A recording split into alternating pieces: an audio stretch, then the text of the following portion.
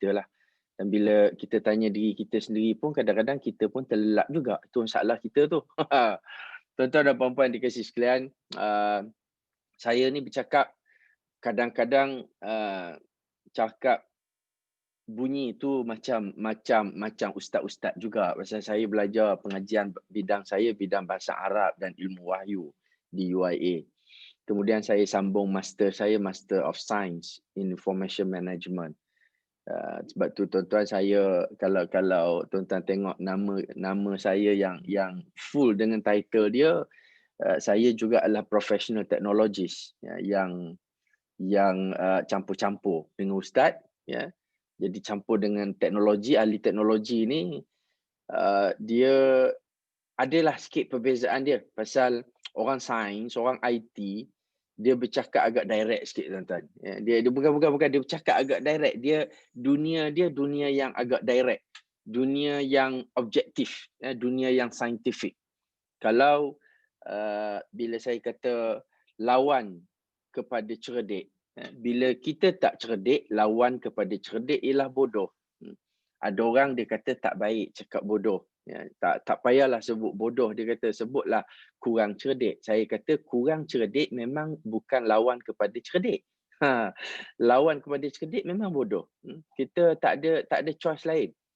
Tapi dia kata alah, janganlah sebut bodoh, takut tak beradab. Itu soal lain. Bila kita kata ke orang memang tak baik, ya. Bila kita sakitkan hati orang memang tak baik. Walaupun cakap benda baik. Tapi kalau sakitkan hati orang sama je. Berapa ramai orang berdakwah sakitkan hati orang. Ya. Berapa ramai orang sampaikan agama tapi menyakitkan hati orang. So benda tu kita kena faham betul-betul. Ya. Ada benda yang kita perlu bercakap secara tuntas, ya, secara direct, baru kita boleh faham. Dan kalau kita tak faham, kita bercakap berkias, kita bercakap berhelah banyak sangat, ya, lama-lama tak sampai maksud dia. Jadi minta maaf daripada awal lah kalau sepanjang kita sembang-sembang ni takut ada yang dengar apa hal pula ustaz ni cakap yang macam direct sangat, guna istilah-istilah ataupun term-term tu kadang-kadang straight to the point. Jadi kadang-kadang kena dalam hidup kita ni, ada waktu-waktu yang kita perlu. Tak semua benda yang ustaz buat betul. Tak semua benda yang orang IT, orang sains teknologi buat betul. Kita ambil yang betul, dua-dua kita gabungkan jadi yang terbaik. Tuan-tuan dan puan-puan, kita bercakap pasal PKP, ya, pasal pandemik COVID-19. Kita bercakap pasal ujian, ya. Allah sebut dalam Quran, inna ma'al usri yusra, inna ma'al usri yusra. Dua kali menunjukkan benda tu sangat-sangat penting, ya. Tuan-tuan, kalau ada apa-apa yang nak share di chat pun boleh anytime. Saya akan respon juga. Pasal kita tak ada siar dekat live dekat TV, ya, dekat Facebook, ya. Tak ada, ya? Tak ada, Prof, tak ada. Tak ada. Okey. Jadi tak ada respon dekat sana lah. Kalau ada respon dekat chatting tu, saya boleh respon juga nanti sama-sama. Tuan-tuan dan puan, Allah bagi tahu inna ma'al usri yusra, inna ma'al usri yusra. Pada setiap kesusahan ada kemudahan, ya. Kita tengok dari segi ini, orang belajar bahasa Arab, dia mudah faham. Dia panggil i'rab, ya. Dari segi bahasanya, bila Allah sebut inna ma'al usri yusra, al usri, tapi Allah tak sebut al yusra, ya. Allah sebut al usri, Allah sebut yusra, ya. Maknanya bila ada alif lam tu dipanggil kata khas, ya. Kalau kita kata sayyaratun, kereta, as-sayyaratu, kereta tu, kereta, the car, lebih kurang macam itulah maksud dia, ya. Jadi bila Allah sebut inna ma'al usri yusra, inna ma'al usri yusra, dalam dua ayat Allah sebut al usri, maknanya ujian tu adalah ujian yang tertentu, ujian yang khusus, yang khas, ujian itu, maknanya bukan ujian umum. Bila Allah bagi satu ujian, Allah akan datangkan kemudahan, Allah akan datangkan penyelesaian dia. Dan Allah sebut lagi sekali, bila Allah datangkan ujian itu, maknanya dua tadi ujian yang sama. Dalam satu ujian, Allah akan datangkan yusra, kebaikan. Dan kebaikan tu boleh jadi kebaikan yang pelbagai. Dua kali Allah sebut, paling tidak ada dua kebaikan. Maknanya, kebaikan yang Allah bagi dalam kehidupan kita, bila Allah bagi ujian, orang yang sedih sangat dengan ujian, dia tak nampak sebenarnya. Pemberian Allah ada 1001 pemberian. Allah bagi pandemik, Allah bagi kita rehat. Allah bagi dunia rehat. Allah bagi kita uh, refresh balik. Allah bagi kita betulkan balik kehidupan kita. Tuan-tuan, saya ambil contoh mudah. Hari tu saya dah lama bercakap pasal saya duk mengajar human resource management dekat universiti juga. Dalam Islam kita tengok Malaysia berada dekat nombor 4 dalam surat khabar itu. Malaysia berada dekat nombor 4 negara yang overwork. Ya. Kita terlalu banyak bekerja. Bila kita dengar dalam masjid, kita akan dengar ustaz-ustaz ataupun para ulama kita bercerita tentang kita mengejar keduniaan. Tapi dalam realiti kita guna istilah lain. Yang ni yang saya sebut tadi, bila kita guna istilah lain kita dah tak faham dah. Ya. Kita duk kejar dunia, keterlaluan sangat mengejar dunia. Banyaklah ayat-ayat yang kita selalu dengar, jangan duk kejar sangat dunia, kejarlah akhirat, akhirat itu lebih utama, macam-macam. Tapi bila kita comparekan dengan muhasabah, saya panggil muhasabah ataupun assessment, penilaian. Apa yang orang buat, orang nilai balik budaya dalam masyarakat kerja, dalam masyarakat kita. Kita bekerja lebih masa. Kita bekerja sebenarnya keterlaluan, ya. Overwork. Itu sebab 30% Kementerian Kesihatan keluarkan data hari itu, rakyat Malaysia ni ada masalah mental, ada depression, ada stres, ada macam-macam. Lepas tu kita pula bekerja antara negara yang kerja paling banyak masa, Malaysia nombor 4, Hong Kong nombor 1. Ya. Antara negara yang happiness index dalam tempat kerja, in workplace, bukan Islam, bukan negara Islam. Itu masalah kita. Ya. Negara Costa Rica, negara Belgium, ya, tuan-tuan boleh tengok banyak kajian-kajian dibuat. Dan akhirnya kita balik kepada apa yang disarankan oleh Rasulullah sallallahu alaihi wasallam. Rasulullah banyak bagi contoh dan banyak bagi pesan juga, jangan kita terlalu sangat kejar dunia.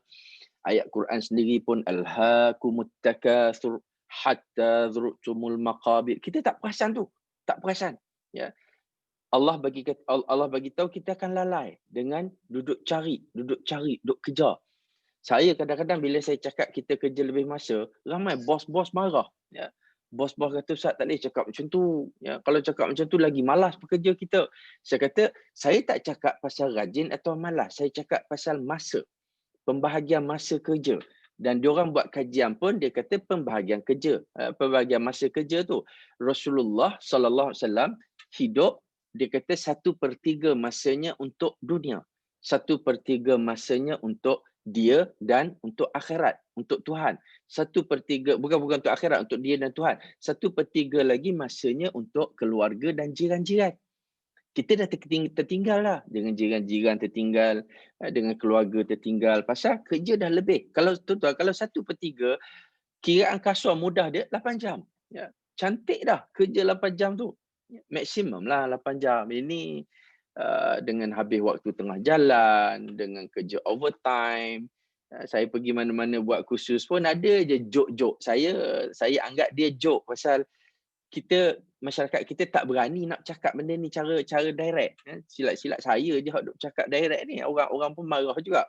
Bos-bos kata jangan, kalau sebut macam tu lagilah pekerja kita akan melawan. Kita nak suruh kerja, nak suruh balik lambat sikit pun tak boleh. Saya kata memanglah. Sepatutnya tak boleh. Pukul 8 sampai pukul 5, 8 jam. Dah cukup. Ya, cukup waktu kerja. Kerja betul-betul. Ya, waktu kerja betul-betul. Dan bila pukul 5 dah habis waktu dia nak balik, itu hak dia untuk balik. Bos pula kadang-kadang. Pasal sikit lagi tak. Itu pun berkira. Buatlah sikit lagi sampai 5.30 sampai pukul 6. Ya. Apa salahnya? Contoh. Ya. Ada yang buat yang buat kelakar, dia kata maghrib pun mesyuarat tak habis lagi ustaz, dia kata kadang-kadang, ya. Benda-benda ni inilah waktunya. Saya selalu sebut dekat saya lah, saya kata this is the time. This is the time. Tuhan nak bagi tahu kat kita selama ni kita ada masalah dengan waktu bersama keluarga. Ada masalah waktu bersama dengan jiran-jiran. Ada masalah waktu bersama masyarakat. Ada masalah dengan waktu kerja kita yang dah keterlaluan. Surat khabar bagi tahu kan, macam-macam lah helah dia kan, macam-macam helah lagi nak. Tuan-tuan, negara-negara maju kalau kita tengok, dia orang tak bekerja pun lebih 8 jam, ya. Negara-negara maju, kita letaklah negara apa, Switzerland, New Zealand, Iceland, letaklah negara-negara yang top first, top second, top 3 tu kan, top third tu. Kita tengok negara orang negara maju, ya. Very high cultured people. Dan kita jangan ambil contoh yang tak baik dia. Kita ada semua orang akan ada benda tak baik. Tapi kita ambil contoh yang baik untuk kita adapt dalam kehidupan kita. Dia orang tak bekerja. Di Switzerland pukul 9, pukul 3 dah habis waktu kerja. Dan dia sentiasa ada waktu petang, waktu family time. Saya ingat kalau orang tua kita dulu pun yang berkebun, yang bekerja sendiri, dia akan pergi kerja tengah hari dah balik dah. Ya, lepas pukul 2 dah balik. Solat asar kat rumah ramai-ramai. Kita ni dah berubah. Kita duduk dekat bandar. Ya, kita akan cari macam-macam alasan lah untuk kita tak nak berubah. Tapi tuan-tuan dan puan-puan, saya kata inilah keistimewaan, inilah pemberian anugerah Allah untuk bagi tahu dekat kita, dia nak cuit hati kita balik. Tapi kalau tak nak sedar juga tak apalah. Ya. Pada saya kata saya tak kata itu benda tujuan yang Allah bagi, tapi hikmah kita ni fikirkan ibrah. Kita tak tahu apa yang Tuhan nak bagi tahu dekat kita dalam dalam suasana macam ni. Tuhan suruh kita berfikir, Tuhan suruh kita ambil ibrah. Tuan-tuan, PKP is the best time untuk keluarga, untuk kita betulkan balik. Ada orang kata waktu PKP makin meningkat masalah keluarga, masalah rumah tangga terutamanya. Saya dalam pemerhatian saya kata kalau dulu kita bekerja lebih 8 jam, kita keluar rumah balik malam, kita boleh hidup bersama, suami isteri, anak-anak pun bergaduh sikit-sikit, ya, waktu malam. Tapi bila kita duduk bersama 24 jam, makin banyak kita duduk bergaduh, ada je benda yang tercetus, benda yang salah faham. Maksudnya kita bermasalah. Ya. Bila kita duduk bersama, sepatutnya kalau kita tak ada masalah, dulu yang masalah kita pasal kita tak boleh nak urus masa. Ya. Kita duduk sibuk jam atas jalan, kita nak balik kerja, bos tak bagi, contoh. Mungkinlah tu masalah. Dulu masalah bos yang tak bagi. Masalah anak kita duduk sibuk sekolah sangat, lama sangat duduk sekolah. Masalah kita tak boleh nak sembang, tak boleh nak bercakap, kita tak boleh nak tunjukkan contoh, nak tunjuk model, macam-macam. Ya, masalah third party, masalah orang lain, masalah orang ketiga. Tapi sekarang bila kita dah duduk bersama, kita tak mampu nak buat. Ya. Something wrong dengan kita. Ya. Kita dah mula huru-hara pasal kita tak boleh nak mengajar anak-anak kita. Baru kita sedar selama ni kita lepas tangan pada cikgu-cikgu. Kita tak boleh nak handle pun isteri kita, suami kita. Baru kita sedar selama ni kita lepas tangan dekat bos dia yang tolong jaga. Dia happy bila pergi kerja. Pasangan kita. Ni contoh. Dia happy bila duduk dekat luar. Saya kadang-kadang bila buat kursus parenting selama ni pun, saya selalu tanya, saya kata kita pergi kerja sebenarnya untuk apa? Ya. Takut kita pergi kerja memang sebab boring duduk rumah. Oh, besar masalah dia. Kita bukannya, kita cakap dekat mulut, ini nama dia berhelah. Ya. Kita tak nak cakap direct to the point. Akhirnya kita sendiri pun menipu diri sendiri. Tuan-tuan, kita kata pergi kerja sebab cari rezeki, sebab kita sayang dekat keluarga kita. Kita cari rezeki untuk keluarga, cari nafkah, itu kan tugas saya. Kita guna ayat-ayat yang macam tu. Ya. Sebab tu ada ramai orang kata menunggang agama kadang-kadang kita tak perasan, ya. Kita duk guna ayat-ayat yang nampak kita baik, nama dia acah-acah. Kita acah-acah je jadi ibu bapa yang baik, kita acah-acah je jadi suami isteri yang baik, ya. Tapi sebenarnya pasangan kita ataupun kita sendiri, kalau kita check, kita lebih happy pergi office. Bila duduk rumah macam ni, oh bosannya. Kenapa bosan? Pasal menghadap pasangan. Kenapa bosan? Pasal kita duduk menghadap anak-anak, huru-hara anak-anak kat rumah, menyakitkan hati, macam-macam. Kita check diri kita dan cakaplah dengan jujur, tuan-tuan. Inilah masanya Allah nak suruh kita fikir balik, kita refresh balik, kita retreat balik, kita muhasabah, kita muhasabah. Ada 1001 pemberian. Inilah masanya. Selama ni kalau kita duk dengar selalu mak ayah lah yang menentukan anak-anak. Oh inilah dah 9 bulan ke 8 bulan kita duduk kat rumah, confirm, ya. Anak-anak akan tengok apa yang kita buat 100%, 24 hours. Dia nak keluar pun tak boleh, duduk tengok mak duduk menengking ayah. Mak duduk menengking ayah, ayah duduk marah-marah dekat mak. Lepas tu kita meleleh hailio duduk mengajar anak-anak, kita kena jadi orang yang sopan, santun, cakap kena baik. Macam mana dia nak ikut, tuan-tuan? Dalam kita berada bersama dengan keluarga, inilah waktunya kita nak laksanakan tugas kita nak betulkan disiplin kita nak amalkan apa yang kita tahu, ya.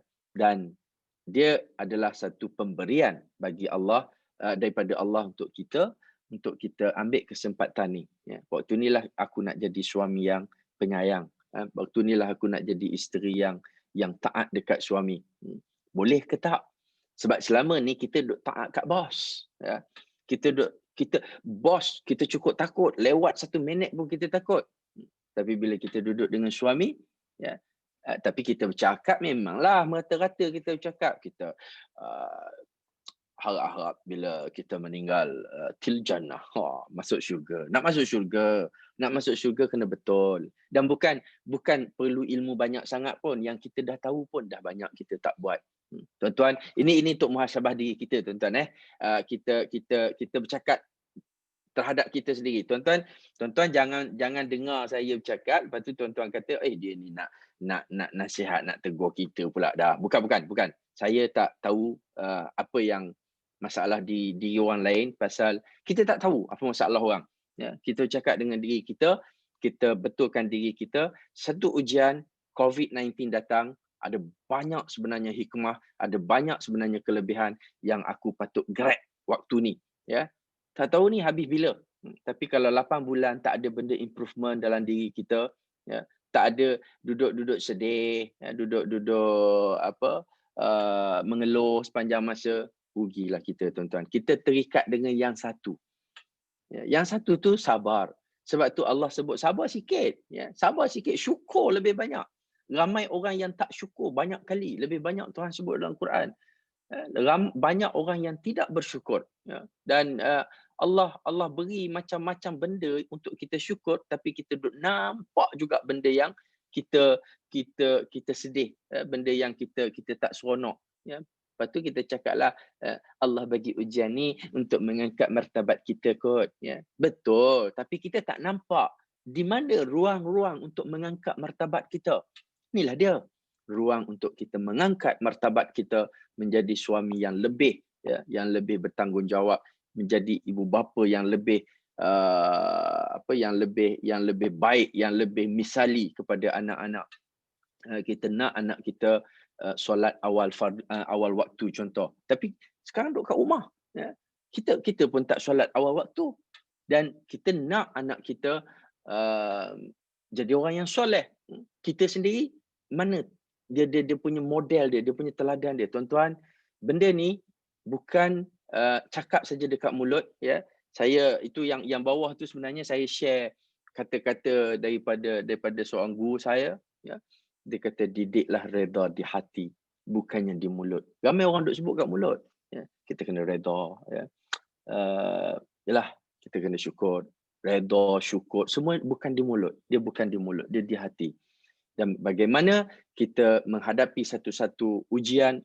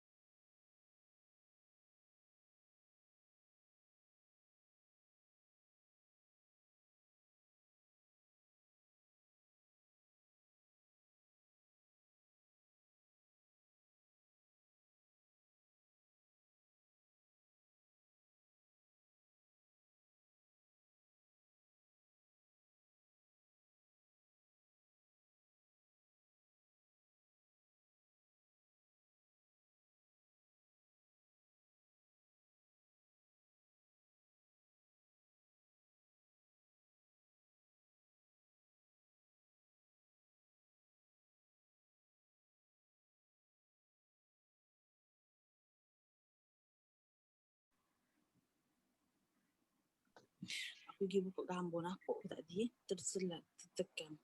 Ya.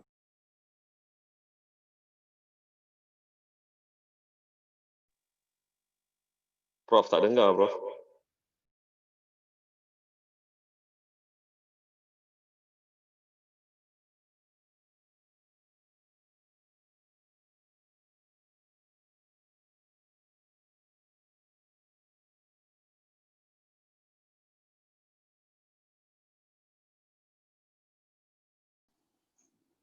Tak dapat dengar suara Prof. Prof, mungkin Prof boleh matikan screen sharing Ya, sebentar. tak ada suara Prof.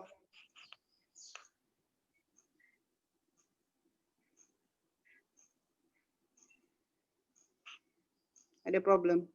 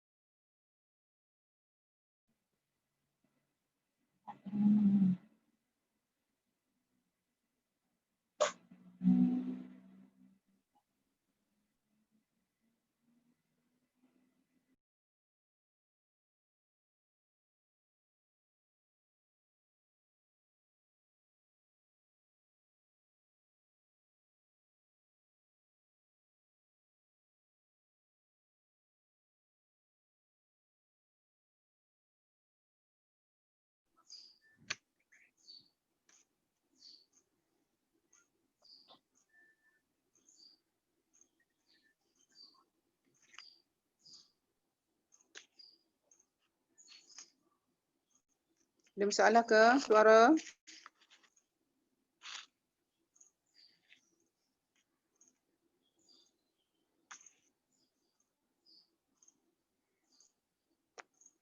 Tak dapat dengar suara Prof.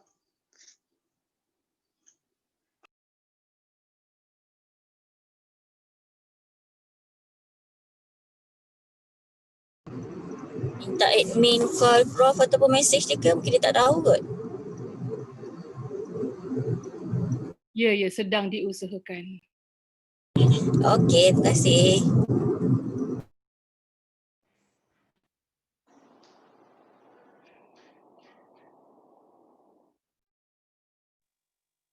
Minta maaf ya tuan-tuan, puan-puan.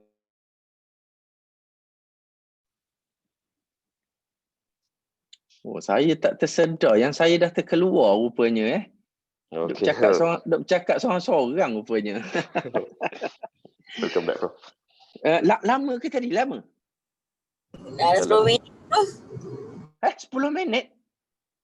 Wih, lama kalau 10 minit tu. Saya duk ingatkan,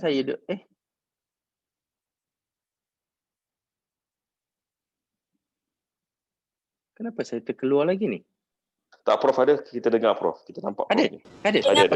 Okey. Alright. Ya.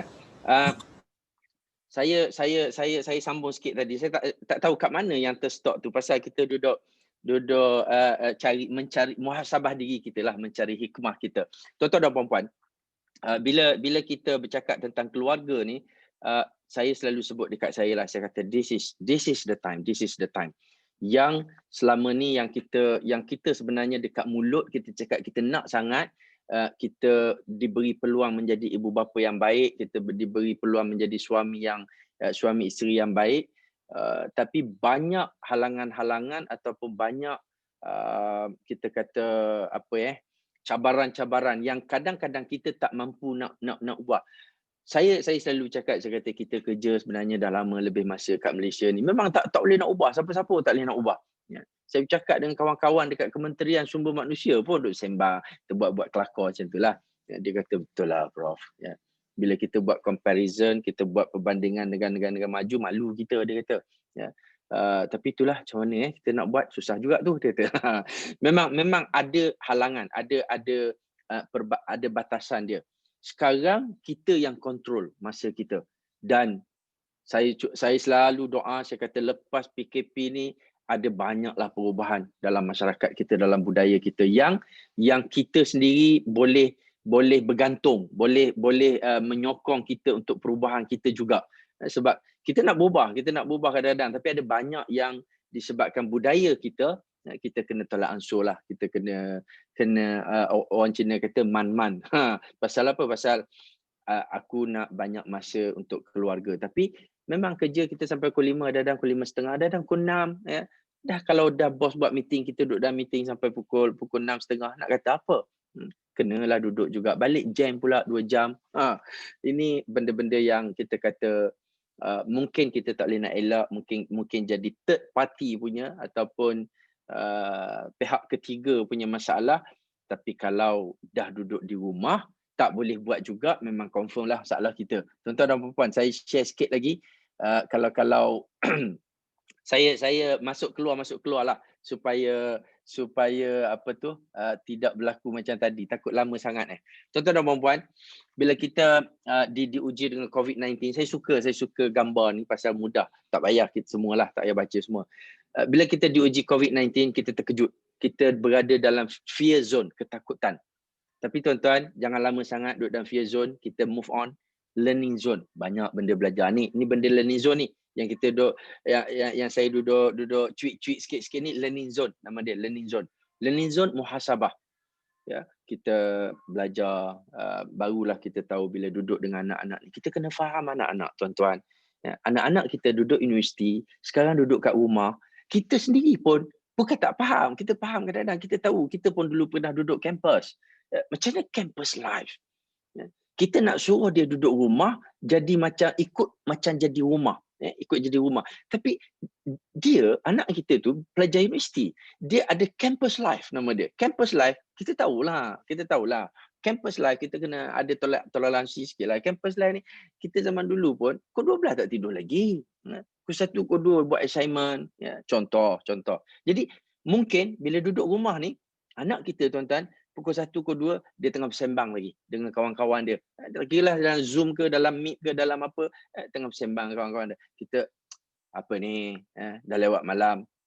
Kalau dia duduk kat kampus, pukul 1, pukul 2 tu, tuan-tuan, saya tak tahulah orang lain, saya jenis saya dulu, kita perwakilan pelajar, kepimpinan pelajar, kita aktif dengan persatuan. Kadang-kadang pukul 12 duduk bilik persatuan lagi. Pukul 1, pukul 2 cakap kat agak nak pergi cari makanan.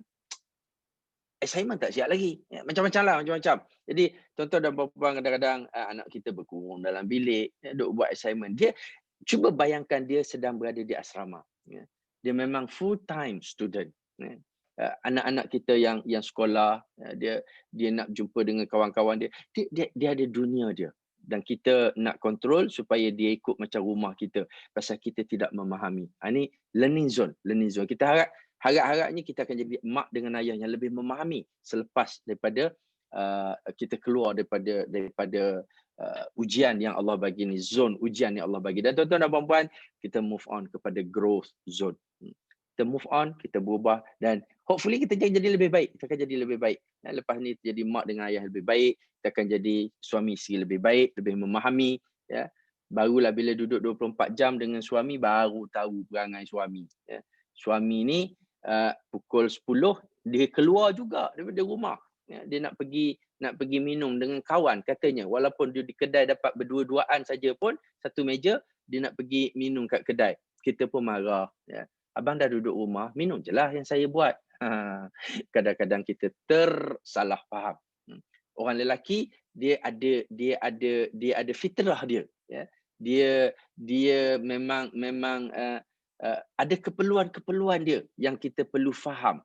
Orang kata tuan-tuan itu ego, tapi saya kata ego kena ada untuk memastikan kita masih maintain menjadi orang, ya. Sebab ego tu sebenarnya fitrah. Yang penting urus, ya. Ego jangan buang tapi urus.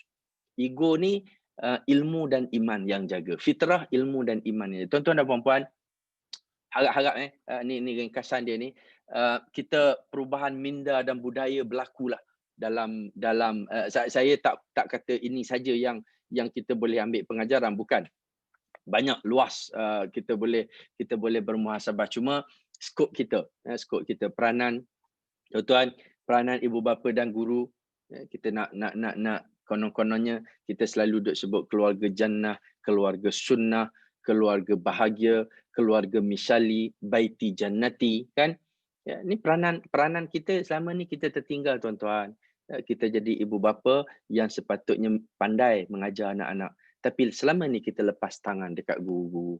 Ya, bila sekarang anak-anak duduk kat rumah, kita mula tak reti nak ambil peranan guru. Nak take over balik peranan guru yang selama ini guru bantu kita.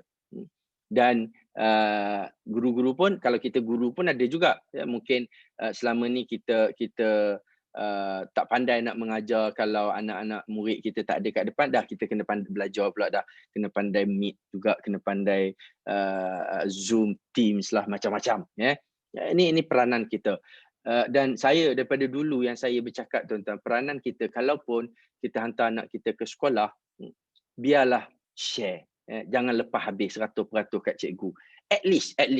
Kalau ada juga orang kata cikgu kan full time, dia mengajar, dia kemahiran dia, skill dia. Okey, saya bagi lebih sikit. Saya ambil 1/3 dan 2/3.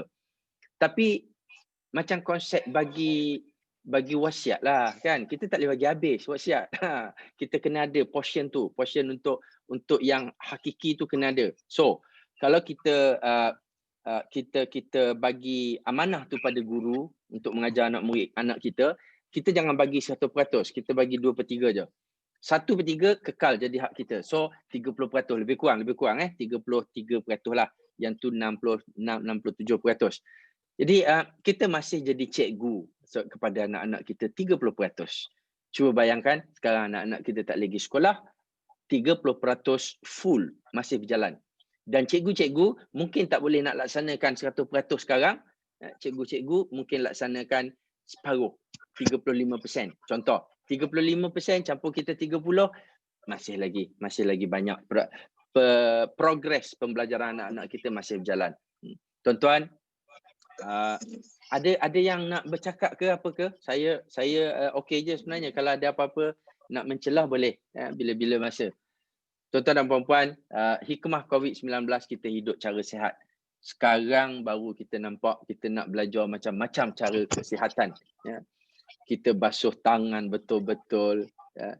Kita diberitahu jaga jarak. Ada sebahagian orang yang kita kata tak nak ambil endah juga benda-benda ni. Tapi kita ambil secara majoriti, saya rasa menjadi budaya masyarakat kita. Dah makin banyak yang lebih mengikut cara masyarakat berilmu, nama dia. Kita buat apa-apa keputusan, kita base pada ilmu. Kita dengar bila Datuk Isham sebut kita kena buat gini sebab ni, kena buat gini, itu scientific. Itu memang ada kebenaran dia. Jadi kita ikut, ya. Kita ikut ilmu, bukan pakai ikut suka-suka lagi dah, ya. Bukan yang masih duduk percaya dengan konspirasi. Dia panggil saya kadang-kadang kita duduk bincang-bincang ni, ada satu budaya juga sebenarnya di kalangan budak-budak ni sekarang yang millennial ni, dia panggil shower talk, ya. Shower talk, pemikiran masa mandi, nama dia. Pemikiran dalam bilik air. Shower talk ni benda-benda yang terfikir. Ya. Kenapa Kenapa macam tu. Ya. Yang tu dia panggil hipotesis saja. Kalau perlu dikaji, kaji dulu dengan ilmu. Jadi kita sekarang, kita tak nak pakai yang kita terfikir seorang-seorang, ya. Masa tengah duduk bilik air terfikir. Yang tu mungkin cetusan saja. Itu. Tapi kita berpegang kepada ilmu. Sebab Islam agama ilmu. Ayat pertama yang diturunkan menunjukkan Islam sangat-sangat mementingkan ilmu. Tuan-tuan, ini benda-benda yang sangat baik. Yang saya rasa proses pertambahan menjadi masyarakat knowledge society dah mula meningkat, dah mula bertambah. Kita mula nak belajar benda apa dia COVID-19, macam mana cara penyebaran dia, kita banyak benda-benda yang baik-baik. Kita jaga kesihatan. Orang-orang tua kita tak bagi bercampur merata-rata pasal kita tahu sebenarnya bukan pasal virus COVID saja, benda-benda lain pun kita ambil lah kira juga, ya. Tuan-tuan, ada benda juga yang menjadi isu dalam PKP ni, ada sebahagian kita yang diuji dengan masalah pendapatan, masalah rezeki. Tuan-tuan dengar betul-betul saya silap sebut tu masalah rezeki, saya terbaca dekat slide-nya. Dia bukan masalah rezeki, tuan-tuan. Sebenarnya kita tersalah faham kadang-kadang antara gaji dengan rezeki, antara pendapatan dengan rezeki. Rezeki daripada Tuhan, gaji mungkin dari bos. Bila kita kena buang kerja, kita jangan kata kita tak ada punca pendapatan rezeki. Bukan. Punca rezeki tak hilang. Yang hilang mungkin punca pendapatan, ya, punca gaji. Kita kadang-kadang kita terlalu mengharapkan gaji, terlalu menjaga gaji. Kita lupa rezeki. Sebab itu kita jadi orang yang mudah tersilap untuk tidak bersyukur. Rezeki Tuhan dah sediakan. Ya. Tuhan, ulat dalam batu pun Tuhan sediakan rezeki dia. Jadi kita kadang-kadang untuk pujuk kita memang berat. Itu sebab saya kata kita akan duduk fear zone dulu, ketakutan, terkejut. Lepas tu kita masuk learning zone. Kita belajar, kita pujuk diri kita dan kita move on. Ya. Kita kerja, tuan-tuan, untuk apa selama ni? Tadi soalan yang awal tadi saya tu. Kita kerja untuk cari rezeki. Kadang-kadang macam tak betul. Kita kerja untuk lari dari rumah. Pasal kita stres dekat rumah. Kita pergi kerja, kita lebih happy. Ini penyelewengan dan penyalahgunaan kuasa oleh ibu bapa. Ya. Pasal sebenarnya balik rumah lagi serabut, dia kata. Pergi kerja lagi best. Kita tak jangan kata orang lah. Dan ini waktu untuk kita melaksanakan tanggungjawab dari keluarga kita, untuk kita faham lebih anak-anak kita. Tuan-tuan dan puan-puan, saya laju-laju je. Tuan-tuan, ini yang berlaku dalam suasana kita. Macam-macam perkara. Kalau tuan-tuan tengok alamat yang kecil ni yang tak boleh nak baca sangat. Sinar Harian ni 28. Ini yang terbaru 28 November tu. Kalau kita baca pertambahan kes keluarga, kes rumah tangga sejak PKP. Sejak PKPB ada satu lagi yang ini, ya. Aduan keganasan rumah tangga meningkat. Ya, ini bulan 4 April. Sejak PKP berlaku, aduan keganasan rumah tangga meningkat. Ini benda-benda yang saya kata tadi. Bila kita tengok realiti ini, ya, maknanya dia adalah sebagai satu tanda aras perubahan kita. Dan perubahan tu perubahan yang kita perlu ambil pengajaran. Tuan-tuan dan puan-puan, ini peningkatan kes konflik perceraian. Ini yang saya tengah buat kajian. Saya buat kajian di Terengganu, tuan-tuan. Ya, kalau kita tengok tengok sebab-sebab dia. Berdasarkan laporan Majlis Suluh, alasan permohonan cerai adalah perkara-perkara remeh. Ya. Sebab tinggal dengan mentua, tak tahu melakukan hubungan kelamin, masakan masin, badan berbau, ya. Dia bercerai sebab bini bau keropok, dia kata. Sebab dulu masa pergi buat lawatan ke Terengganu, jatuh cinta sebab seronok sangat dapat anak tokai keropok. Ya, bila kahwin dia kata busuk pula badan, tak bertanggungjawab dan sebagainya. Tuan-tuan dan puan-puan, sebenarnya ada benda yang mudah kita dapati penyelesaian dia, iaitu memahami fitrah.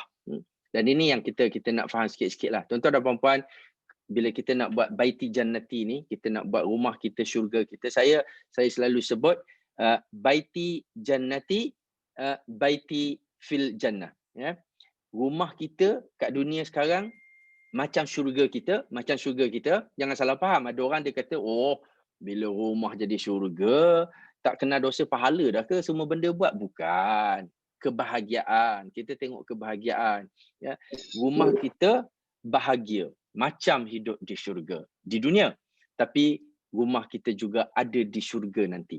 Ya, kita bina rumah. Kita bina syurga di rumah sekarang. Pada masa yang sama kita sedang membina rumah kita di syurga juga. Sebab itu kita kena ikut kaedah dia. Kaedah yang Allah ajarlah. Kaedah yang Nabi ajar. Tuan-tuan, ramai di kalangan kita nakkan suami isteri, nakkan anak-anak kita qurratu a'yun. Qurratu a'yun, penyejuk mata.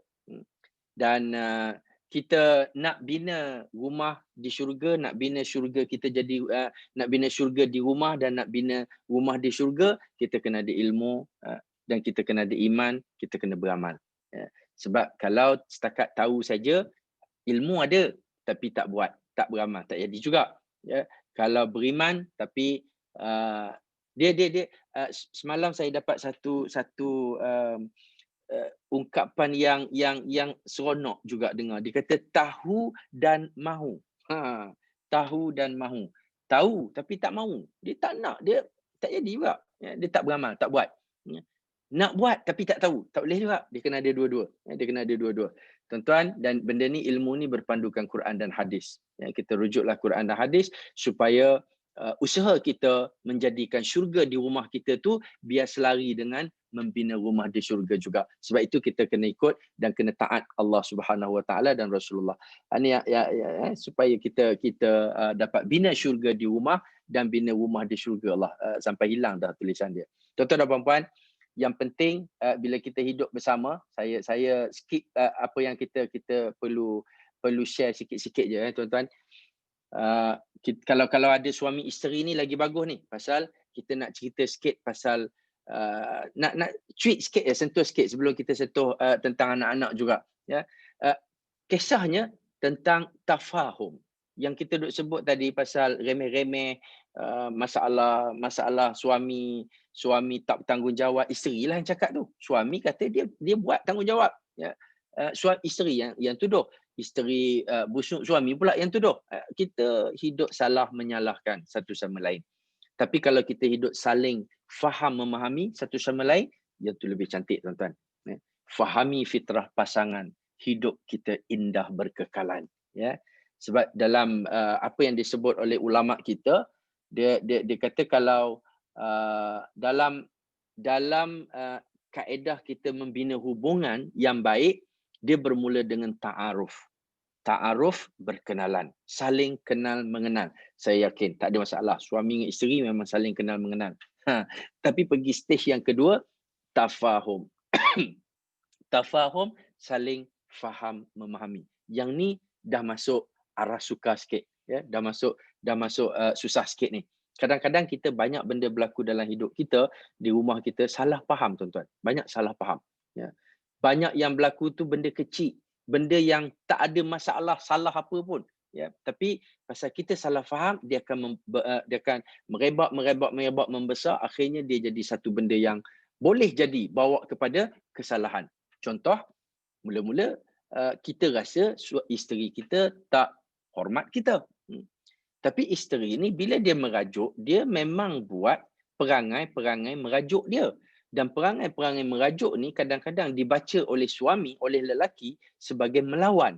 Bila melawan, suami akan marah. Bila suami marah, isteri pula faham, marah maknanya tak suka. Ya, marah maknanya tak ada sayang. Ya. Bila tak sayang, dia akan bawa hati, dia akan sedih, dia mulalah start, mungkin dia nak melawan betul lah lepas tu. Dia akan melawan betul ataupun dia lari keluar rumah, balik rumah mak dia, bagi rumah kakak dia, tak kira lah. Ya. Suami pula bila kita isteri lari keluar daripada rumah, dia akan cakap itu nusyus, keluar rumah tanpa izin. Ya. Mulalah pergi kejar kat rumah kakak, kat rumah mak, marah-marah, balik rumah lempang. Contoh kita bagi contoh ya. Bila kena tampar, bila kena pukul, apa pula isteri faham? Isteri pun pergi buat aduan dekat pejabat agama, suami saya darar, mendera saya ya. Tadi isteri nusyus, suami darar. Nampak tak? Dua-dua tu kesalahan. Tapi bagaimana dia boleh start? Macam mana dia boleh start? Dia start hanya dengan kesalahfahaman. Tuan-tuan, tafahum sangat penting. Sebab lepas tafahum, barulah kita akan hidup ta'awun. Tafahum saling memahami. Suami isteri yang saling memahami, dia akan mudah nak tolong-menolong pula. Ta'awun. Bila ta'awun, kita selalu tolong-menolong. Kalau dengan kawan-kawan pun sama, dengan masyarakat keluarga pun sama. Kita tolong-menolong, orang selalu tolong kita, kawan selalu tolong kita selalu tolong dia, kita akan jadi close friend. BFF. Lepas tu dibawa kepada tadamun. Tadamun saling jaga-menjaga. Ni level lebih tinggilah. Bila kita hubungan kita dah rapat, kita akan jaga. Ya. Bila kita faham dia, kita mudah tolong. Bila kita selalu tolong dia dan dia tolong kita, kita akan lebih rapat dan kita akan saling jaga-menjaga. Sebab masa tu kita dah jadi satu. Ya. Kita dah bonding dia kuat. Tuan-tuan, tafahum ni sangat penting. Ya. Tafahum, yang masalah dia tafaham. Ya. Kalau tak faham, itu yang kita duduk bergaduh. Apatah lagi musim PKP ni duduk sama-sama, lagi banyak benda yang kita tak faham. Tuan-tuan dan puan-puan, secara ringkas, masa kita berjalan laju juga ni, bila kita faham, kita hidup bersama, kita hidup suami isteri dulu. Suami isteri dia saling lengkap melengkapi. Saya laju sikit. Suami isteri dia saling lengkap melengkapi. Sebab itu job scope kita berbeza, tuan-tuan. Bila kita masuk dekat satu pejabat, kita hanya perlu ada satu bos. Kita perlu ada kerani, kita perlu ada pembantu am, kita perlu ada pegawai eksekutif, kita perlu ada pegawai akaun. Ya. Kalau semua nak buat kerja yang sama, semua masuk situ, 8 orang, semua 8 dapat job scope sama, berebut bilik bos. Ataupun masing-masing akan tuduh-menuduh. Asyik aku je yang buat kerja, asyik aku je yang banyak kerja. Dia tu macam, itu masalah bila tak ada job scope. So saya cuba buat job scope untuk kita faham. Job scope panduan untuk kita tahu tugas hakiki kita, tuan-tuan. Berdasarkan Quran dan hadis, berdasarkan Allah dan Rasul. Nombor 1, kita tengok contoh dia. Saya tak kata ini keseluruhan pun. Ini yang kita nak share dan kita nak apply, nak practice dalam rumah kita. Saya sekali-sekali saya tengok jugalah, takut ada chatting yang masuk. Ada yang tanya ta'awun tadi. Ta'awun saling bantu-bantu. Betul. Terima kasih Cik Azli Syam. Ta'aruf saling kenal mengenali. Ta'aruf. Tafahum saling faham memahami. Ta'awun saling bantu-membantu, saling tolong-menolong. Dan kemudiannya tadamun, saling jaga-menjaga, saling cover-mengcover. Kalau kita dah bonding kuat, kita akan cover. Aib sahabat kita akan jaga. Jangan sampai orang tahu. Dan kita bantu kawan kita untuk kita sama-sama jadi lebih baik. Itulah cara dia. Dan keluarga kita macam itulah, lebih kurang. Tuan-tuan, suami melindungi keluarga dan menyediakan keperluan hidup. Jelas, tak payah ulah apa-apa dah. Isteri mentaati suami selagi tidak bercanggah dengan Quran dan hadis. Pun jelas. Saya rasa saya tak explain pun. Kita semua dah tahu dah. Dah tahu. Tapi kadang-kadang ada juga melawan. Ya.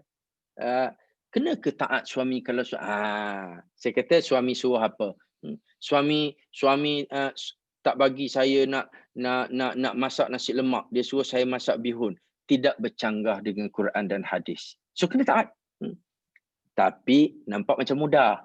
Bila kita tengah mengamuk, bila kita tengah dengan fitrah kita, ya, dengan ego kita, waktu tu yang mencabar sikit tu. Yang tu yang kita kata lebih banyak masa kita kadang-kadang kita duduk dalam ego kita. Kita tengah buat kerja, ya. PKP, kerja daripada rumah, work from home. Kita tengah buat kerja pukul 11 malam, contoh pukul 10 malam. Tak payahlah pukul 10, pukul 9 dia, pukul 9 awal sikit. Pukul 9 malam kita tengah buat kerja lagi. Masing-masing masa zaman-zaman PKP ni dalam rumah semua ada workstation masing-masing, ada office masing-masing. Contoh. Tengah buat kerja pukul 9 malam, suami kata jom tidur. Kita jawab, kejaplah. Ada banyak lagi kerja ni yang tak payah tinggi-tinggi suara. Kadang-kadang kita jawab lembut je pun. Kejap bang, banyak lagi kerja ni nak kena siap, esok nak kena. Contoh ya. Kat mana ketaatan tu? Kat mana ketaatan? Kita duduk jaga bos daripada suami. Ini soalan untuk kita dulu. Soalan untuk kita dulu. Jangan tanya suami pun kalau dah tahu isteri ada kerja sikit lagi sabarlah. Itu betul, itu betul. Itu untuk suami. Tapi untuk bila kita sebagai isteri, bila suami cakap macam tu, apa kita perlu buat? Taat, sepatutnya taat. Tapi esok kalau tak siap ni kerja yang nak kena siap, nak kena hantar kat office esok, nanti bos marah. Tuan-tuan, ini yang kita kata membina syurga di dunia ni, kita kena ikut Tuhan, kita kena ikut Allah. Allah tahu. Silap-silap esok pagi bos demam, ya. Mana kita tahu? Kita tak tahu apa yang Allah, tapi yang kita tahu ialah yang Allah suruh kita buat. Itu yang kita tak buat. Sama juga suami ada suami dia bila isteri dia dah bekerja, dia tak bagi dah sara hidup, ya. Itu tugas ya. Melindungi keluarga, menyedia keperluan hidup, itu tugas suami, ya. Kalau rumah tak ada, tugas suami kena cari rumah. Jangan duk marah kat isteri, jangan duduk paksa isteri kerja, ya. Menyediakan pendidikan asas fardu ain, tu ya, tugas hakiki. Kalau tak pandai, tolong belajar dulu sebelum kahwin, ya, sebelum ada anak. Isteri menguruskan kerja-kerja dalaman rumah tangga. Ada pula yang tanya saya, bukankah itu tugas suami? Ya. Saya kata tugas suami menyediakan nafkah. Ya. Tugas isteri menguruskan nafkah tu. Ya. Kena faham betul-betul. Sebab ada juga yang simply, dia kata, suami kan kena masak, kenapa pula nak marah kita tak masak? Betul, suami dia kena sediakan makanan. Kalau dia sendiri sibuk mencari rezeki kat luar, dia tak sempat, dia mungkin boleh beli makanan. Ataupun dia boleh mungkin upah orang kerja dekat rumah untuk masakkan makanan. Tapi kalau kita tak nak macam tu, kitalah tolong masak, kita uruskan kerja-kerja dalaman rumah tangga. Ya. Tapi saya pun sibuk kerja juga. Kita ambil bidang tugas orang, lepas tu kita gunakan alasan sebab kita sibuk dengan tugas orang lain, kita tak buat tugas kita. Sedangkan kita bukan tak boleh, sebagai kerani bukan tak boleh nak pergi uruskan traffic jam depan office. Boleh.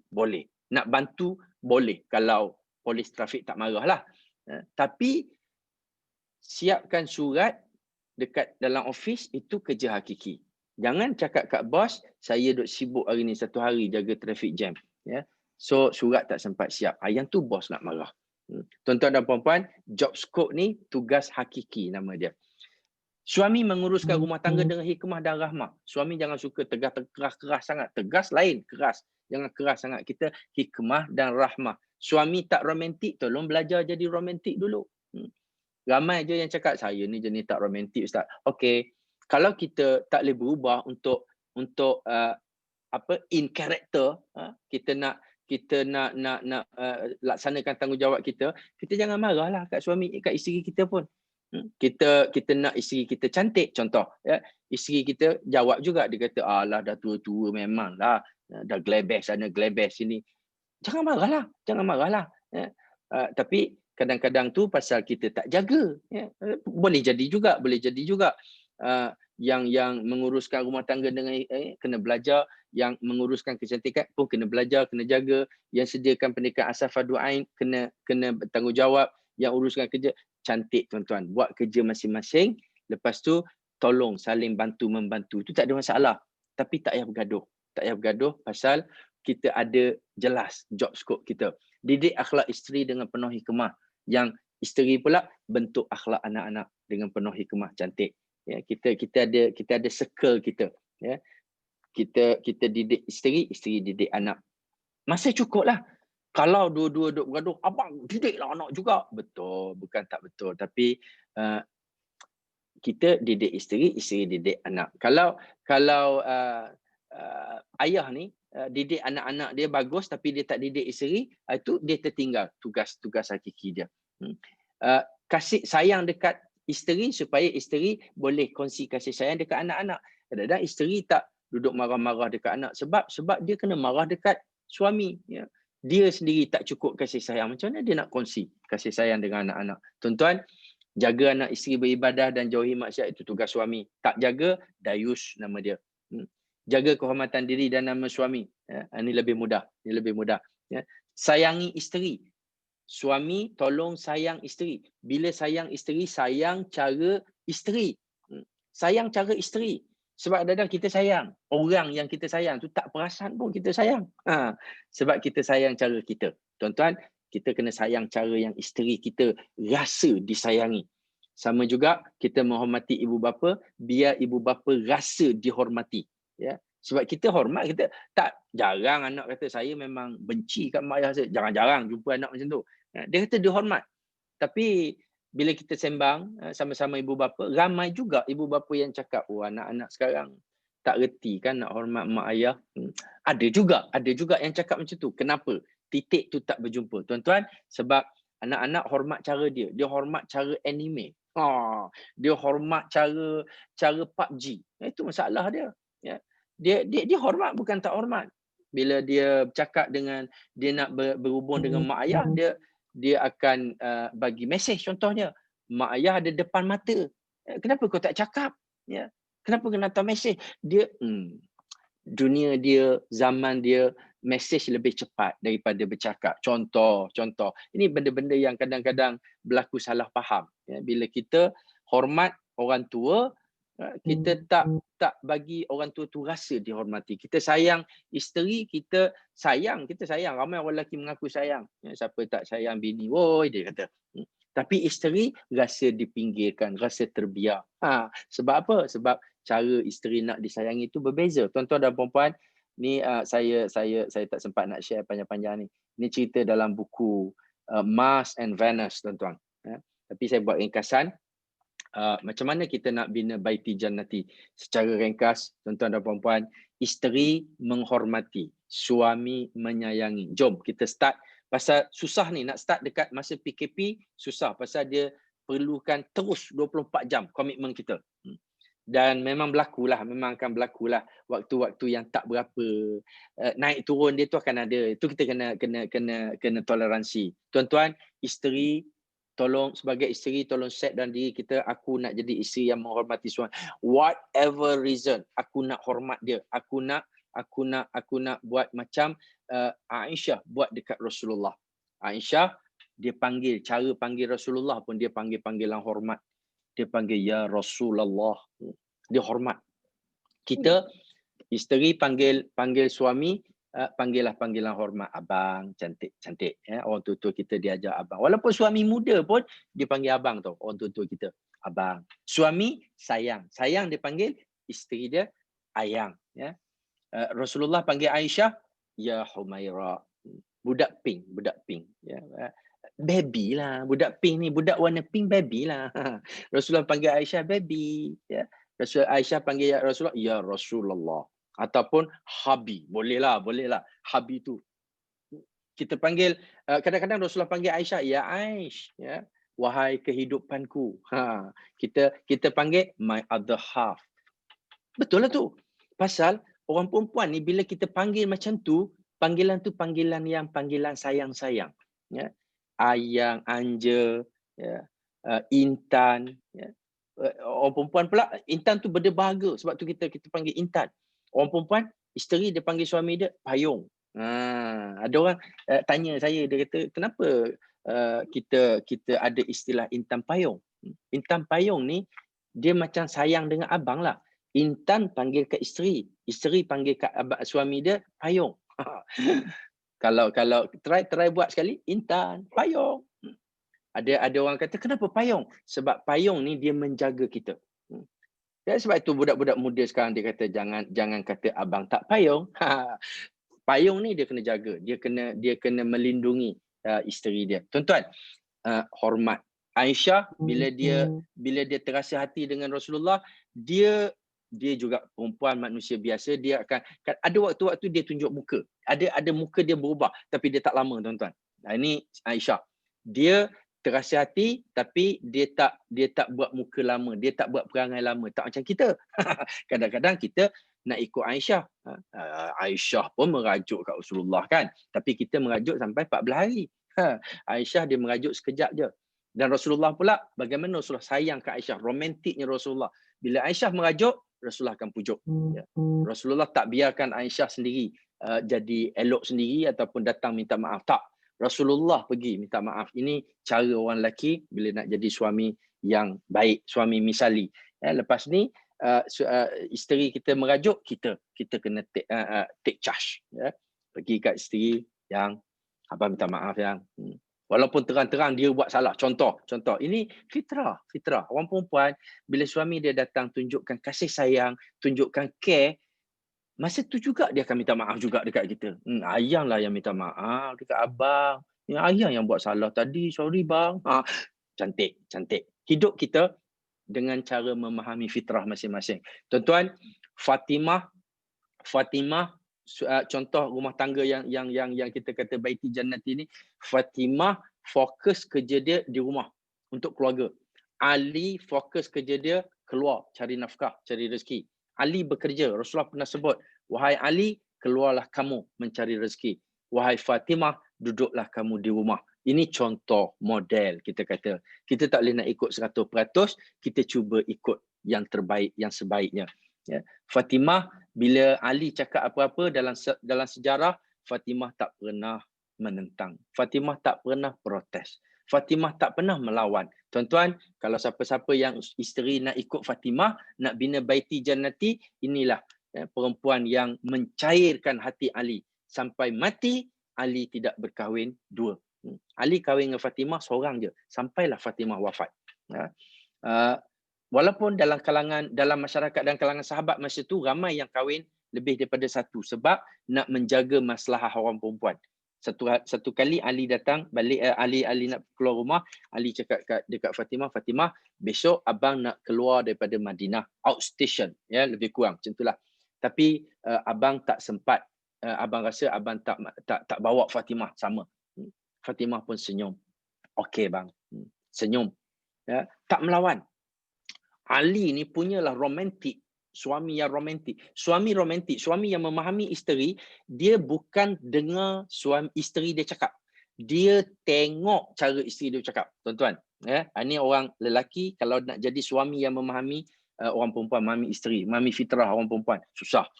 Ya. Kita kadang-kadang buat endah tak endah je, dengar je suara dia cakap, okey lah tu kan. Tapi tak. Ali ni bila Fatimah kata, okey bang. Ali keluar rumah, Ali kusut. Ya? Ali susah hati. Balik tengah hari, Ali cakap kat Fatimah, ada benda nak bincang. Fatimah kata, apa dia bang? Dia kata, tadi abang cakap abang tak nak bawa Fatimah besok. Tapi abang rasa macam bersalah pula. Abang rasa macam abang nak bawa lah Fatimah. Lagi best, lagi seronok.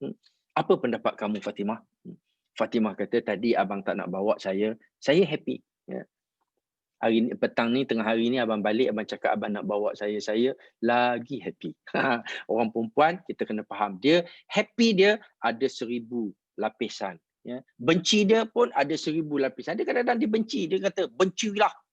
Tak benci tu, tengok, kena tengok. Sayyidina Ali bila ditanya kan, orang tanya ni kita orang lelaki ni, suami-suami, bila ditanya macam mana Ali kamu boleh digelarkan oleh Rasulullah sebagai orang suami yang paling makruf, paling romantik dekat isteri.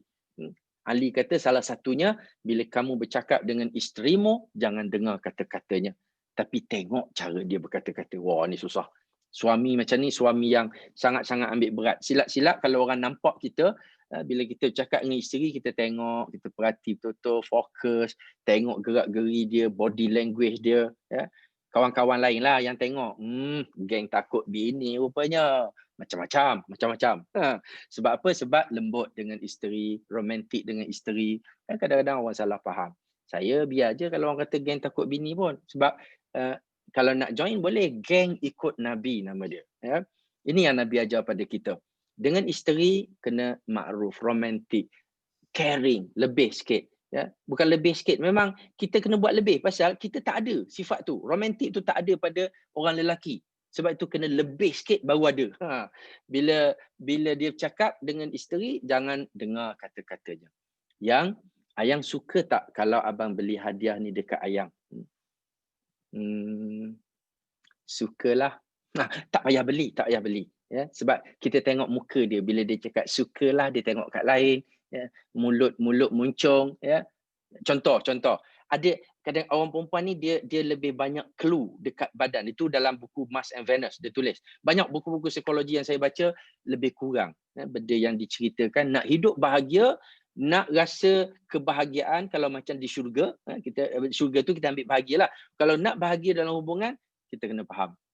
Seronoknya, indahnya hidup bila kita faham. Kita tak marah pasal aku dah tahu dah dia tu perempuan macam tu, ya. Bencilah, bunyi suara pun dah tahu macam nak, tapi dia cakap bencilah. Dia nada suara, cara dia berkata, ya. Kalau kita nak beli hadiah dekat dia, contoh dia, kita tahu dia suka tudung, ya. Kita beli tudung hadiah. Yang abang beli tudung ni bagi hadiah dekat ayang nak. Dia pegang tudung tu lama, dia gosok-gosok, dia terai, dia letak balik. Tak payahlah bang, mahal ni, kesian dekat abang. Nanti duit kita nak guna benda lain lagi kan. Mata tak bergerak pun duk tengok lagi. Beli tuan-tuan. Jadilah Sayyidina Ali. Jadilah suami yang menyayangi, yang romantik. Dan jadilah Fatimah yang tidak melawan. Tuan-tuan, ini kunci ataupun kebahagiaan yang ditunjukkan, sebahagian kita sembang sebahagian oleh Rasulullah dan ahli syurga. Rasulullah, Aisyah, Fatimah, Ali, ni semua ahli syurga. Fatimah pun memang dah confirm masuk syurga. Rasulullah dah bagi tahu Ali memang termasuk 10 orang yang menjadi ahli syurga. Tuan-tuan, inilah benda-benda yang menjadi kehidupan, bahasa cinta Rasulullah sallallahu alaihi wasallam dan isteri-isteri baginda. Ada berlaku isteri-isteri baginda bergaduh. Rasulullah handle, Rasulullah kelakar tuan-tuan. Suami kena kelakar. Ada orang kata kelakar ni kunci utama, ya. Sebab tu orang kelakar dia boleh kontrol ramai orang perempuan. Ada orang kata macam itulah, saya tak tahu. Tapi sebenarnya kelakar ni perlu, ya. Kelakar ni sifat Rasulullah bila berhubung dengan isteri-isteri baginda, ya. Satu ketika tak silap saya Saudah dengan Aisyah, dia macam Aisyah dia ambil tepung, dia lomor dekat muka Saudah. Orang perempuan biasalah, dia lomor dekat muka dia. Sebelum Saudah marah, sebelum Aisyah lebih melampau lagi, contohnya Rasulullah pergi duduk tengah-tengah. Rasulullah kata, oi, best juga kalau main macam ni. Rasulullah pun ambil tepung tadi, Rasulullah bagi Saudah, dia suruh lomorkan dekat muka Aisyah juga.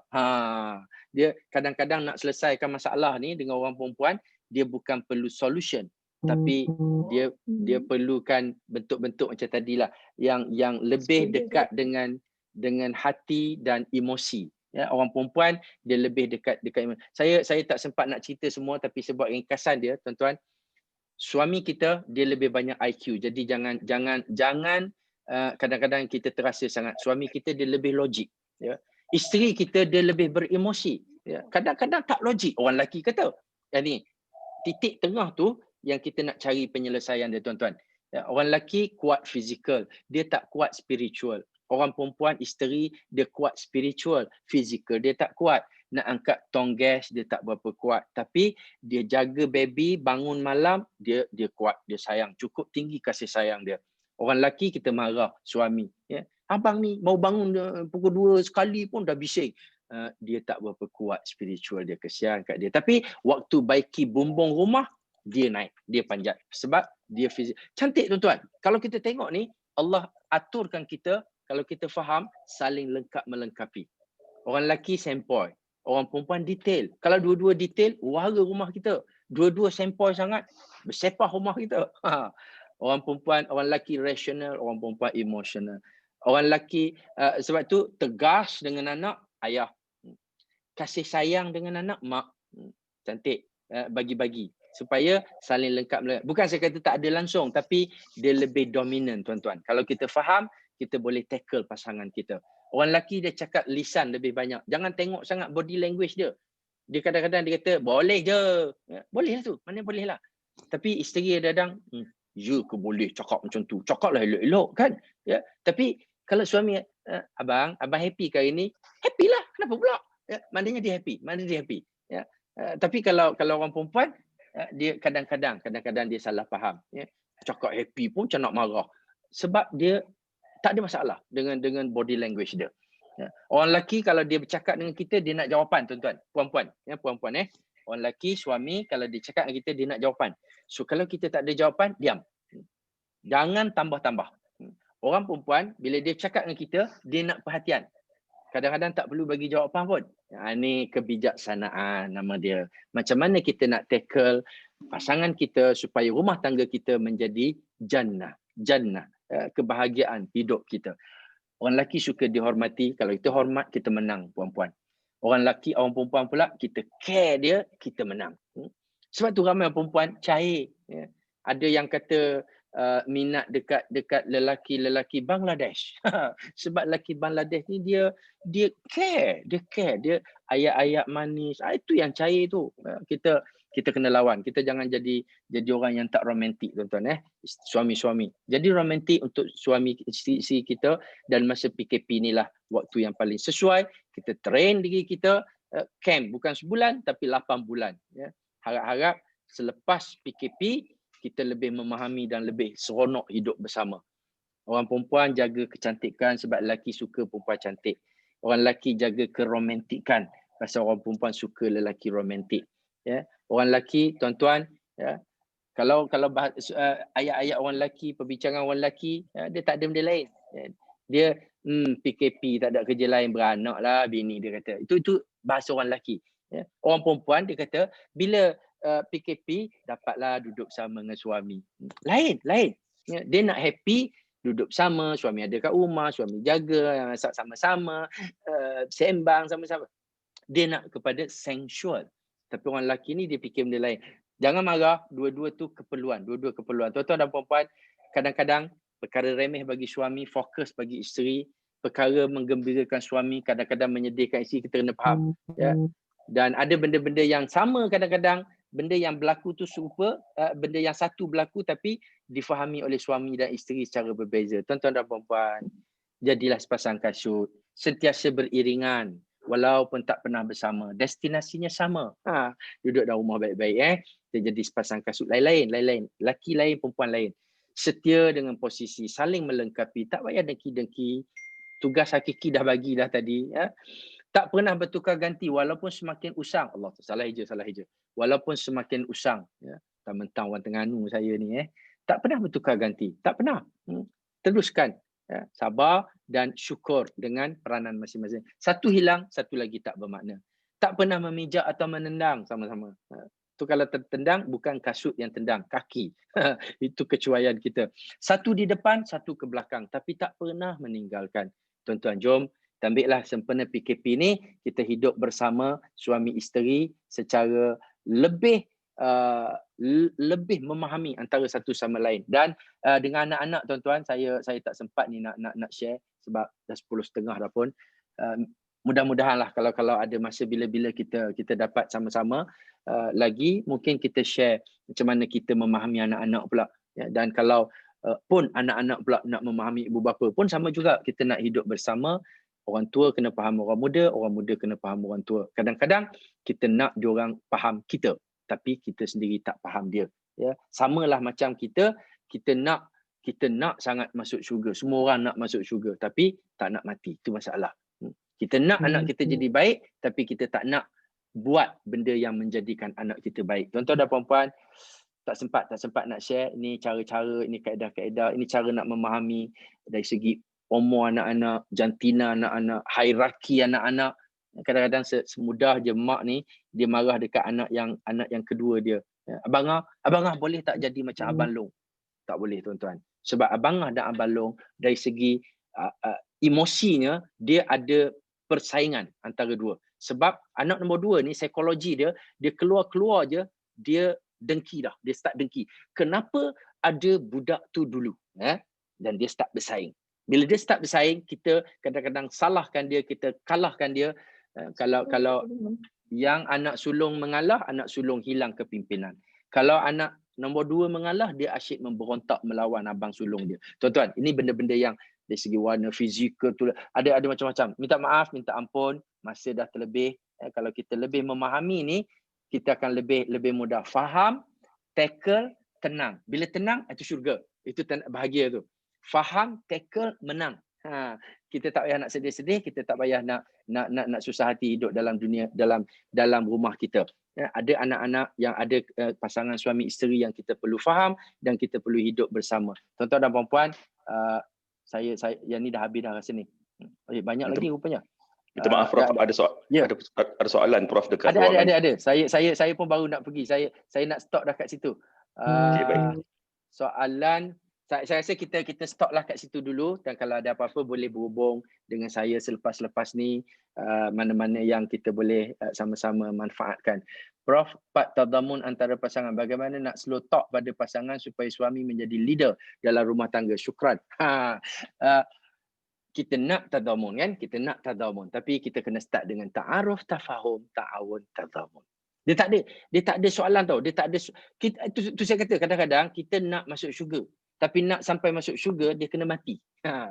Kita nak fast track, kita nak excel, kita nak express.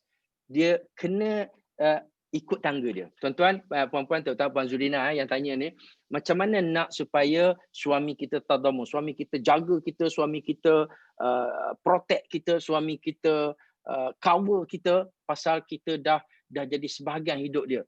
Dia kena start dengan tafahum. Tafahum maknanya bila kita faham dia, kita contoh kita tak melawan dia, kita cantik pada dia selalu, kita menghargai dan menghormati fitrah dia, menyebabkan dia rasa seronok dengan kita, dia rasa happy, dan saya yakin dia akan bawa ke tadamun lah. Tak ada suami kalau isteri dia baik, tiba-tiba dia nak marah, tiba-tiba dia nak ada pula yang jawab, dia kata betul Ustaz, tapi suami kita tak berubah-ubah juga. Tuan-tuan, nak ubah orang, dia kena start ubah kita. Ada yang tanya berapa lama Ustaz? Saya kata mungkin 3 tahun, mungkin 4 tahun. Kita ambil 8 bulan ni dulu kita buat. Pun kadang-kadang kita tak mampu. Kita tak boleh nak berubah, apatah lagi orang lain, kita nak ubah orang lain. Tuan-tuan, saya tak kata susah, mudah je, kena start. Kalaupun kita tak mampu nak start semua benda, kita start sikit-sikit. Kita ubah apa yang selalu kita buat benda tak betul pada suami kita. Saya yakin ambil masa, suami kita lebih faham, kita jadi orang yang taat dekat dia, kita jadi Aisyah, kita jadi Fatimah, sampai satu masa dia akan sedar sendiri, dia perlu jadi macam Rasulullah, dia perlu jadi macam Ali. Sebab jaranglah kalau kita jumpa orang baik, tiba-tiba kita nak jadi jahat dekat dia. Kita malu Allah akhirnya. Ini bagaimana kita nak mengubah pasangan kita. Kita kena start kita. Sebab tu kalau ada dua-dua cantik, ada dua-dua terus dengar, suami berubah jadi lelaki misali, suami misali, isteri berubah cantik. Yang tu lebih baik, yang tu paling baik. Macam mana kita nak suami kita jadi berubah, itu susah nak buat. Tapi bagaimana kita nak ubah kita supaya kita jadi pasangan yang baik pada pasangan kita. InsyaAllah. Kita ubah kita dulu. Kita jaga kita ubah kita. Macam mana nak minta suami jangan asyik dengan telefon? Bahasa mudah, pasal masa dah lebih ni, ringkas dia. Macam mana nak ubah suami asyik dengan telefon? Sebab kita tidak ada untuk memenuhi fitrah dia. Saya jawab macam direct ni, macam direct. Saya tak suka pusing-pusing, saya tak suka puji-puji pasal tak nak bagi terasa hati, tiba-tiba tak sampai. Kesudahannya tak sampai. Macam mana nak jadikan satu-satu benda tu alkali? Kena jadi pH 8. Tak ada cara lain. Dia tak ada cara lain. Dia kena ubah sampai jadi pH 8, dia alkali. Kalau selagi pH 6 dia asid. Itu sains. So kita ni kadang-kadang hidup dalam budaya kita tak tegur, kita tak nak tegur diri kita cara direct. Kita duk pusing. Orang buat salah dalam budaya salah. Yelah, tapi kita doa je lah yang terbaik, tak payahlah. Sampai sudah tak berubah. So kita nak ubah. Macam mana cara nak minta suami jangan asyik dengan telefon? Ubah soalan dulu. Yang pertama, ubah soalan dulu. Sama dengan Puan Zurina tadi juga, saya share sikit-sikit tadi tu. Sebenarnya macam mana nak jadikan suami kita gini, macam mana suami pula tanya macam mana nak jadikan isteri macam ni, kita ubah macam mana kita nak jadi kepada pasangan kita. Itu lebih senang. So, cuba cari betul-betul. Saya rasa suami ni asyik main handphone sebab handphone lebih memahami fitrah dia. jangan ambil hati jangan ambil hati. Suami main dengan handphone sebab handphone lebih menyejukkan hati. Qurrata a'yun.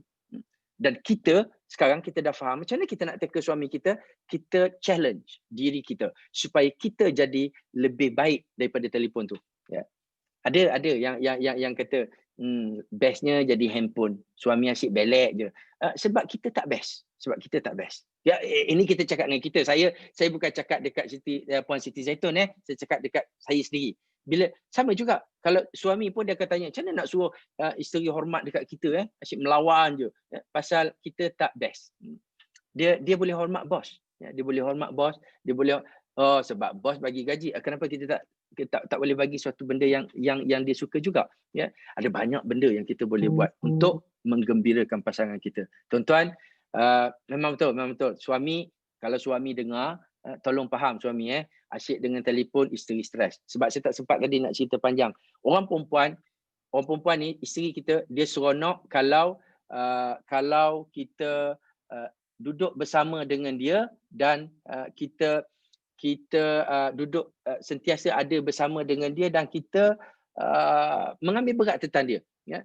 Kalau kita tinggal keluar rumah pergi makan, pergi apa pun sebenarnya, isteri dah tak berapa happy dah. Ya. Isteri tak seronok.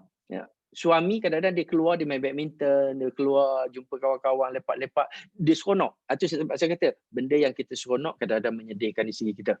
So, suami tolong faham. Tolong faham. Kena beri masa lebih, kena bagi masa romantik lebih dekat isteri kita supaya isteri kita tenang, duduk dekat rumah, bahagia dan dia akan jadi isteri yang taat. Sebab tak ada sebab, orang perempuan pun cakap macam tu, tak ada sebab nak melawan suami kalau suami baik, suami sayang dekat kita. Kenapa nak melawan orang macam tu, dia kata. Ini benda-benda yang kita start dengan diri kita, tuan-tuan.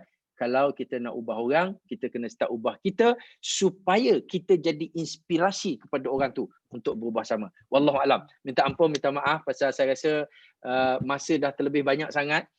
Terima kasih banyak-banyak tuan-tuan, puan-puan. Soalan-soalan pun sebenarnya best. Kalau ada masa lebih panjang, kita boleh bersembang, kongsi kes-kes sebenarnya lebih real.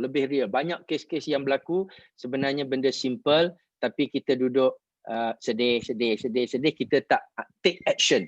Kita tak masuk learning zone, kita tak masuk grow zone. Akhirnya kita duduk sedih lah, suami saya asyik macam tu je, isteri saya asyik macam tu je. Saya dah ambil keputusan, saya nak berpisah lah Ustaz, saya dah tak larat. Itu ayat biasa, jumpa macam-macam ya, ayat-ayat macam tu. Tapi tuan-tuan, jom kita betulkan kita, bahagiakan pasangan kita bila kita faham, dan pasangan kita bila dia faham, dia bahagia, insya-Allah bahagia untuk dikongsi. Kalau dia sendiri tak bahagia, macam mana dia nak kongsi dengan kita? Kita bercakap dengan diri sendirilah. Minta ampun, minta maaf sekali lagi. Terima kasih Masjid Bandar Bukit Puchong. Saya harap ada sikit sebanyak beri manfaat untuk kita sama-sama. Mudah-mudahan dapat bersama bila-bila masa. Terima kasih juga Jawatankuasa. Wabillahi taufiq wal hidayah. Assalamualaikum warahmatullahi wabarakatuh. Saya serah balik dekat ya. Waalaikumsalam warahmatullahi wabarakatuh. Terima kasih banyak Prof kerana sudi meluangkan masa. Maaf, terlewat masa. Ada banyak soalan ni Prof. Oh ya. Punyalah nak kejar masa ni InsyaAllah ada masa dan boleh je kontak saya dekat Facebook, boleh dekat IG, boleh kita sharing, boleh PM, boleh message juga kalau ada apa-apa yang kita boleh. Baik. Assalamualaikum warahmatullahi wabarakatuh. Sama-sama. Terus mulalah sesi yang lain insya-Allah. Mudah-mudahan. Okey, terima kasih banyak. Stay safe everybody. Assalamualaikum warahmatullahi wabarakatuh. Waalaikumsalam. Terima kasih semua. Waalaikumsalam. Terima kasih semua.